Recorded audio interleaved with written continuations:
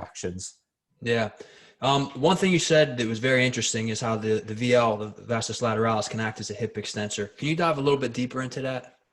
Yeah, I mean, so like when your foot hits the floor, we've got options. So, you know, if we want to get from A to B, if the knee snaps back, then essentially we're in hip extension. Mm-hmm. We're in end range hip extension, which length tension relationships, that's going to be very hard for the glute max then to do work. Whereas ideally what we'd want to happen is as the foot hits the floor, the soleus is obviously going to manage our vertical, and then the distal hamstrings, especially in the gastro, they're going to want to engage to delay knee extension.